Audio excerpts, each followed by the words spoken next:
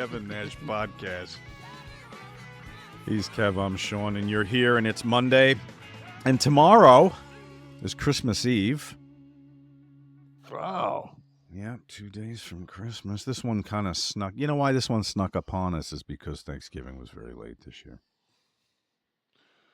Or you could just be like me and be a fucking Grinch, and they all sneak up on you.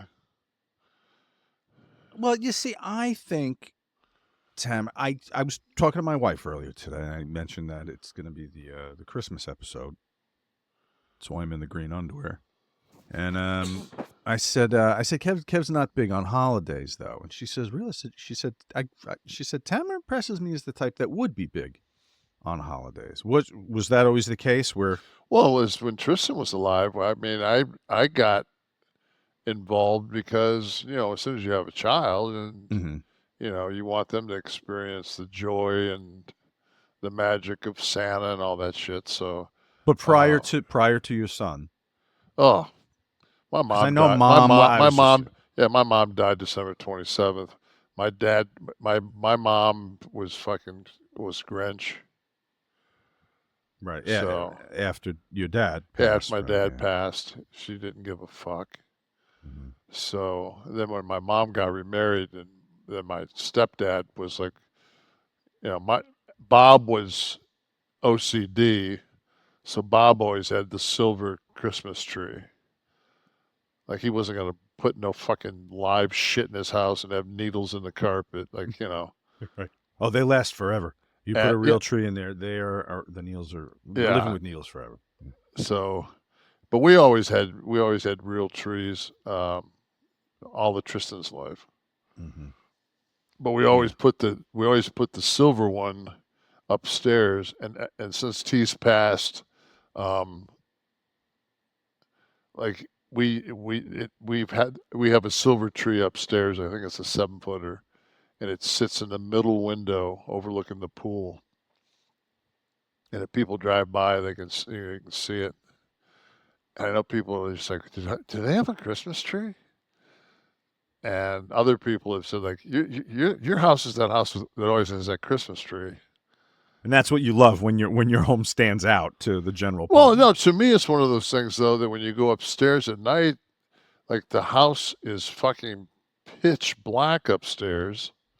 But with that Christmas tree, man, then it's always, like, the chillest thing about Christmas to me is a silver Christmas tree that reminds me of Bob. So every time I come upstairs, I think of my dad. So it's just kind of like, and it's the greatest fucking nightlight of all times.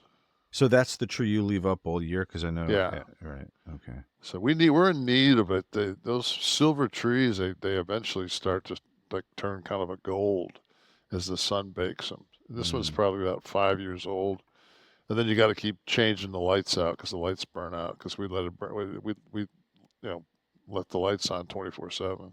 Is that the one? Do you have my angel ornament on that on the upstairs? I think that one's downstairs, and we have a beech tree that's in the kitchen. What's a beech tree? I don't know. It's like a Christmas tree, except it's beech colors and beech ornaments, and it doesn't have any semblance to Christmas. It just has semblance to it. It's like. But is it like is it shaped like a Christmas tree? Is it like it's more cone. It's more of a, like, it's not as. It just sits in a corner. It's kind of. Right. It looks like something from a fucking Dr. Seuss book. Okay, beech tree. Learned something today. Holidays are again, though. Us. It's the same thing. You walk downstairs at night, and instead of turning on a bunch of fucking lights and ruining your fucking night, you go down and get a bottle of Evian or something like that to take it upstairs. You just walk downstairs. You go by the Christmas tree. You go down the stairs. You turn the corner. There's the fucking beech tree. And then in the living room, there's the Tristan tree, which is the white tree with T sunglasses on them. That's the one I thought was upstairs when I would see the picture. Yeah, that's right in the corner of the TV room. Oh, okay. Maddie said Kevin Nash got me craving that dump cake he was talking about Bump. on the show. It's called the bump. He wrote dump. I don't know if it was a little dyslexia happening, but it also does kind of resemble maybe I just want to say that, some Wes, of I those love logs. you. So lo and behold, my brother listened to the show last week. This week he listened to it on. I think he finished on Tuesday, and it was so funny because Can I my share the picture or yeah, for you can share it. anonymity? No, Oh, you can okay. share. This is my sister-in-law, Carol. Okay. I don't think my brother Carol will mind. She's a sweet. She's a good-looking lady, you know. So fuck it. Yeah, she's holding up. She's doing it. Yeah, Steve, I'm I going to think send you Carol's something. 70. I don't know if So, she'd want all that out there, Kev. huh? I don't know if she'd want all that out there, Kev, but She's fucking real, man.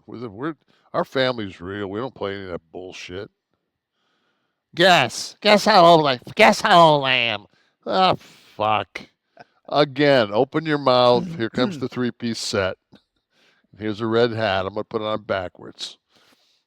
can't tell from looking at you, honey, but pop those dogs out. I'll let you know. All right, Steve, you should have something. So go ahead. So your sister-in-law's listening, and Yeah, so my brother was, Your and brother. he said he sent me a text. So I called him. We were talking on the phone, and he goes, "I can't believe," he says, I says, "I'm taking a walk and I fucking hear Miss Felipiak." He goes, "I had made reference to her 5 days earlier to he was somewhere and he brought up that same goddamn fucking sandpaper cake."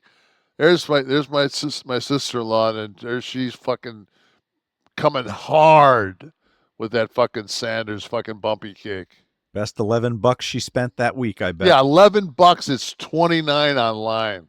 There's a reason right there for fucking moving to Detroit.